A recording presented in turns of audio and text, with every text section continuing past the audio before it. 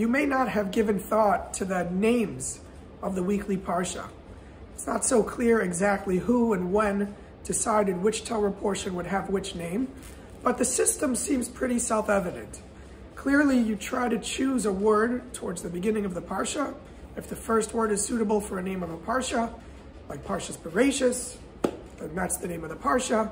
If the first word is something like Ve'ela and these, or Vayiyu and they were, so you look for the second word. The first big word of a Parsha usually becomes the name of the Parsha. Almost every Parsha is named by one of the first words in the first pasuk. And yet there's something peculiar about the name of this week's Parsha when we contrast it with a Parsha just a month ago. This week's Parsha, spoiler alert, Parshas Toldos, begins Ve'ela Toldos Yitzchak. And these are the offspring, these are the generations of Yitzchak. So Ve'ela and these wasn't such an exciting word to be the name of the Parsha, so it was skipped over for the second word of the Parsha, Toldos, to get the name that we know it as, Parshas Toldos. And yet just a month ago, we had another opportunity for a Parshas Toldos.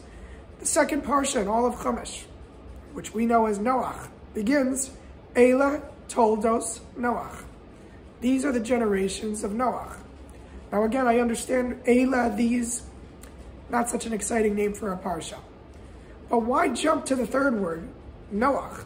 Why not call that Parsha, Parshas Toldos, the generations? It's the second word of the Parsha. Why do we jump to the third word for the name of Parshas Noach? And don't tell me that Parshas Toldos was taken. It wasn't taken yet.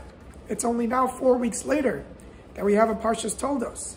Seemingly, if I would have chosen the names of the Parsha, I would have looked at Parshas Noach, which we call Noach, and said, well, Eila is not a great word, Toldos.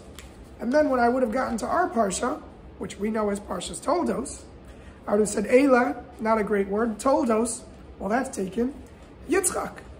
So why is it that we have Parshas Noach and then Parshas Toldos instead of Parshas Toldos and then Parshas Yitzchak? If Toldos is a suitable word for the name of a Parsha, shouldn't it have been used at the first opportunity just a few weeks ago with Parshas Noach? I believe that the answer to this question can be gleaned by understanding a comment of our sages. Our sages criticize Noach in something we've spoken about in the past, that Noach didn't pray, didn't stand up for the people around him. God told Noach he was going to destroy the world. Noach begins building an ark. That Noach, in a sense, looked out for himself. So was not true about our patriarchs. Yitzchak, one of our patriarchs, was looking towards the future. The entire Parsha, the story of Yitzchak, is about the continuity of the legacy of Avraham and passing it off to the next generation.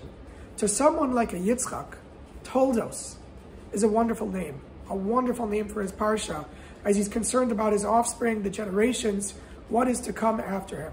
But for Noach, someone who focused more on himself, the word Toldos wasn't so significant. Parshas Noach, now that's a fitting name.